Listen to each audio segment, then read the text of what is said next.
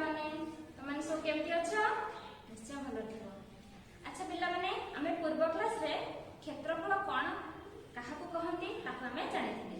तले कोन हेतिले ना गोटी आबद्ध क्षेत्र जेतबे जेतिके जगह से माडी बसची बा तार भीतर अंश को हमें तार क्षेत्रफल बोली कहबा। देखो पिला माने एठी सही गोटे आबद्ध चित्र रहिछि सही आबद्ध चित्र जेतिके जगह माडी बसची एवं तार भीतर अंश को चित्रित करिछि ताले याकू कहा जाय तार क्षेत्रफल। ए आबद्ध चित्रर एटा हेउछि तार क्षेत्रफल। तापरे आमे दुईटी चित्र नेइथिले समान आकृति अछि किंतु तार आकार रे भिन्नता अछि। देखि पारथो पिला माने एठी आकार भिन्नता अछि एटा बड़ अछि एवं एटा छोट अछि। ताहले एमानक भितरु के बड़ हेतिबो ना ए चित्रटी बड़। ताहले एटा के मध्य गोटे आबद्ध चित्र ए बे आबद्ध चित्र तार भीतर अंश नेहि जे यार भीतर अंश नेहि जे तेना एटा होछि तार क्षेत्रफल। ताहले एमान दी जणक मध्यरु कहार क्षेत्रफल अधिक होइथिबो निश्चित रूपे ए बड़टीर क्षेत्रफल अधिक होइथिबो। ताहले पिला माने तम माने निहाती डाउट आसबो जे दुईटी मध्यरु जे सिना बड़ तार क्षेत्रफल अधिक किंतु सेमानक भितर केते अधिक बा केते कम एक भितर हम एमि देखि जानि अछि कि जानि पार नाही। तबे केमिति जानिबा तेबे आस से विषय में जानिबा। अच्छा पिला माने आमे देखिले जे केते अधिक बा केते कम जानिया पई हमको किछि जिंसर आवश्यकता अछि। से जिंसटी कोन से जिंसटी हेछि ग्राफ कागज। तो ए ग्राफ कागज सहायता रे आमे तार क्षेत्रफल केते अधिक बा केते कम एठी हमें ताको देखि जानि पारि। पिला माने आमे कहिले जे आस देखिबा ग्राफ कागज रे चित्र आंकिबा। तल तमे माने किछि ग्राफ पेपर देखिथिबो आ किछि ग्राफ पेपर देखि नथिबो। तल आस देखिबा एइटा हेउछि गोटे ग्राफ पेपर। तल देखिला ए ग्राफ पेपर रे छोट छोट सब कोठरी रहिछि सब कोठरी रहिछि देखि पारथबो। ए कोठरी गोटे गोटे घर हेउछि गोटे गोटे वर्ग क्षेत्र। ए वर्ग क्षेत्रर आमे जानि छे वर्ग क्षेत्रर प्रत्येक बाहर वर्ग समान एवं ताहा हेउछि 1 सेमी। ए 1 सेमी हेउछि कि नै आस मापी कि देखिबा।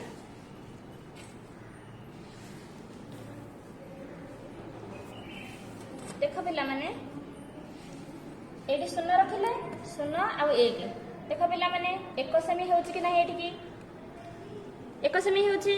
पुणी देखो ए बाहुटा 1 सेमी हेउछि कि नै हेउछि 1 सेमी। पुणी देखो एटा हेउछि ना नै 1 सेमी 1 सेमी। तेणु तार प्रत्येक बाहु समान प्रत्येक बाहु वर्ग क्षेत्र प्रत्येक बाहु समान एवं तार दैर्घ्य हेउछि 1 सेमी।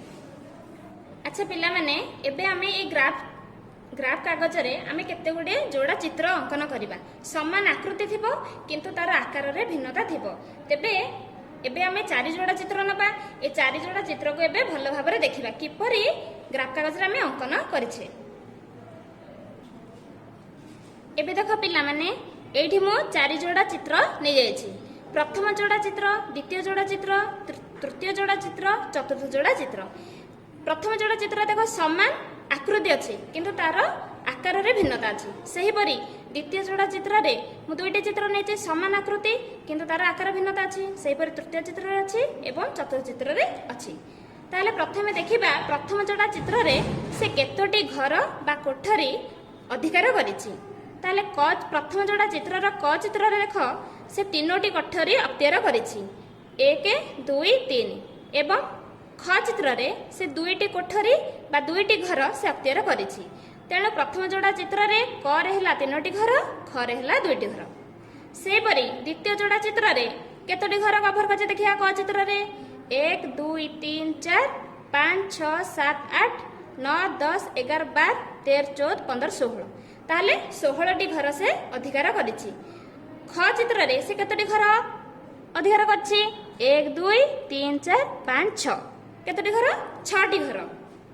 सेही परी तृतीय जोड़ा चित्र देख क रे केतोटी घर अछि 1 2 3 4 ख चित्र केतोटी अछि 1 2 3 4 5 6 7 ताले पिले देखिलो ए तृतीय जोड़ा चित्र रे एठी अछि 1 2 3 4 एठी अछि 1 2 3 4 5 6 7 ले कहार अधिक अछि ना ख चित्र अधिक अछि। ठीक से परी चतुर्थ जोड़ा चित्र देख एठी केतोटी घर अधिकार करछि 1 2 3 4 5 6 7 8 ଏଠି 8ଟି ଘର ଅଧିକାର କରିଛି। ଖ ଚିତ୍ର କେତୋଟି କରିଛି?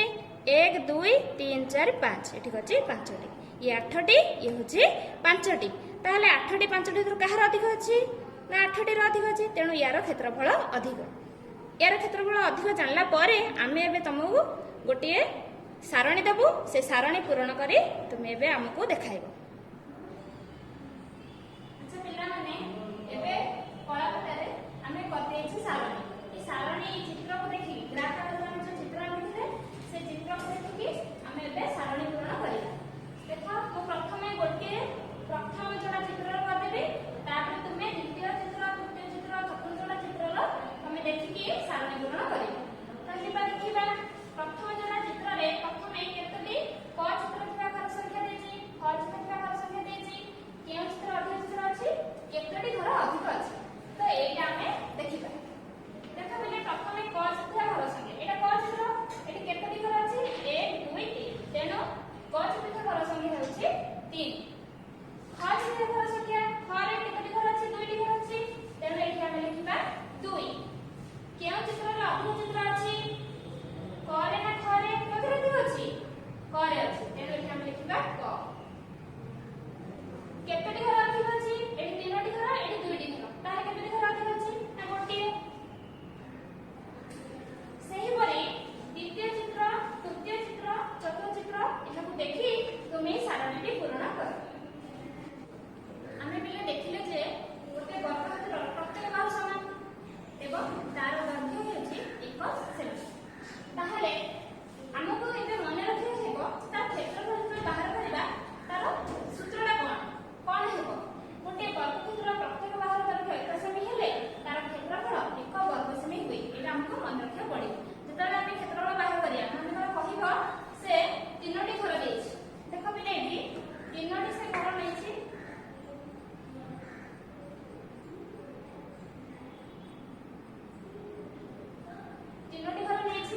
ତାହେଲେ ଏଇ ପ୍ରଥମ ଘରଟିର କ୍ଷେତ୍ରଫଳ କେତେ? ନା 1 ବର୍ଗ ସେମି। ଦ୍ୱିତୀୟ କୋଠାର ସେମି କେତେ? 1 ବର୍ଗ ସେମି। ତୃତୀୟର ହେଉଛି 1 ବର୍ଗ ସେମି।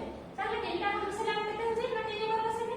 ତାହେଲେ ଏଇ ଚିତ୍ରର ତାହେଲେ କ୍ଷେତ୍ରଫଳ କେତେ ହେଲା? ନା 3 ବର୍ଗ ସେମି।